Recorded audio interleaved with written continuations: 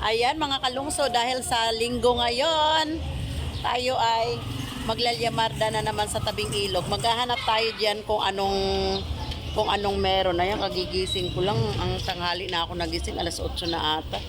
Ala, ang mata ko. So ayan, punta tayo doon sa tabing ilog mga kalungsod kung ano ang masisilip natin. Silipin din natin yung ano doon, yung butuhan doon. So ayan mga kalungsod. Silip-silip lang, silip-silip. Ayan yung mga kumare kong masisipag, oh. Ayan. Nagtitinda ng gulay. Yun din yung isa. Oh, nangunguha ng gulay habang nagsasagwan. Yan ang trabaho nila araw-araw. Libre lupa dito sa tabing ilog basta masipag ka lang. Ayun yung gulayan nila, oh. Yan gulayan nila yan. Yan. Kalawak ng gulayan nila na yan. Yan, harvest na nila yan sa kanilang sa kanilang mga tanim. Harvest na yan. Diyan sila kumukuha ng ng araw-araw na Ang ganda na ng mga tanim dito sa ilog, oh. Napadaan lang ako papuntang palengke. Puro na talaga sila gulay.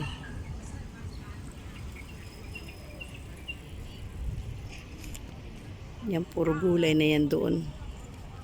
Lahat yan, pati doon sa kabilang ibayo, puro gulay na talaga sila.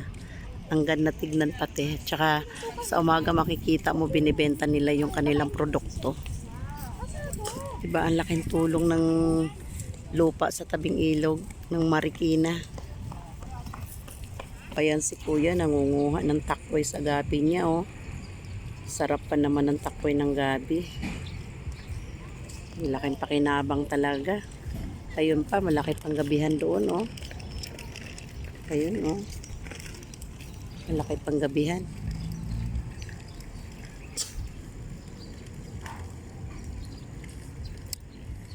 Masipag ka lang talaga. Talagang hindi ka magugutom, eh.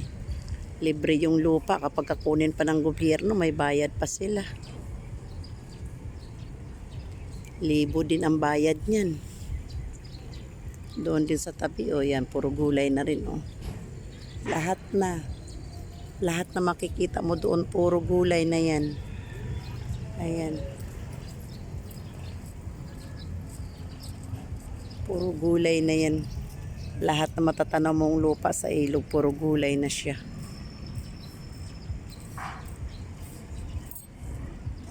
Good morning mga kalungsod. Si ate nagtitinda ng labanos. Ang gaganda ng labanos niya, oh. Galing saan to, te? Dulong Bayan. Ha? Dulong Bayan po. Dulong Bayan sa San Mateo? Opo. Sariling tanim yan? Nahango ko lang po. Hango lang siya. Ang gaganda ng lalaki, oh. Yan, ito, nakabili nga ako mga kalungsod, eh. Ayan si ate. Ang bigat pa naman ng paninda mo, ate. Ito, ate, bayad, oh. Salamat po, ate. Salamat. Thank you, thank you. Ayan, ang gaganda ng niya, labanos niya, oh. Ang lalaki. Ano to, yung sariling tanim, di ba? Oo, doon sa Dulong Bayan. Sa Dulong Bayan. Ipute, Salamat, salamat. Ayan. Ganda ng ang tinda ni ating labanos. Talagang napakakinis at saka mahaba. Ayan mga kalungsod, oh. Pero may kamahalan siya, pero nagustuhan ko kasi yung niya, yung aura niya. Ayan. Nagustuhan ko kasi kaya bumili ako. Yan, dalawa na yan, 40 pesos yan.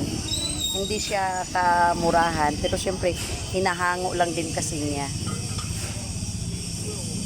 Kaya labanos kayo dyan. Ito yung ulam ko ngayon. Yan. Ginagadgad ko lang to siya, tapos nilalagyan ng konting toyo. Tapos maanghang. Yan, ang daming tao. Linggo ngayon. So, nandito sila lahat.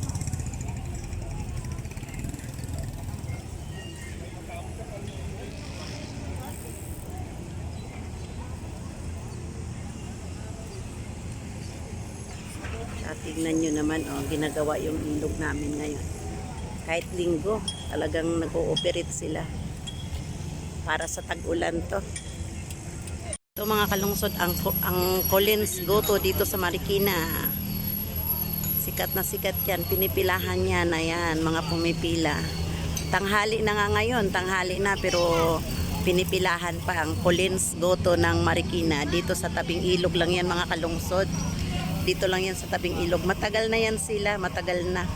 Talaga namang pinipilahan yan. Ngayon tanghali na nga, siguro mga alas 8 na, pero ang dami pa rin tao.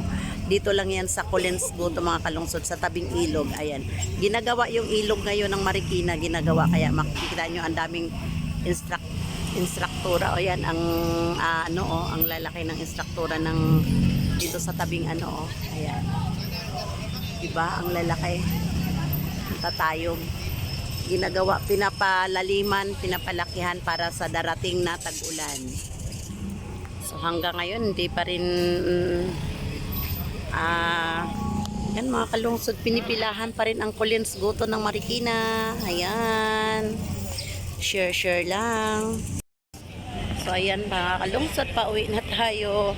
At ako ay magkakape na. Naglaway ako dun sa gutuhan. Tingnan mo, kahit tanghali na. Ano pa rin, ang dami pa rin tao. Pumipila pa rin sila. Diba? Yun ang sikat na gutuhan dito sa sa tabing ilog. Collins Goto. Matagal na yun. Ilang taon pa lang ako niyan. Nandyan na yan sila.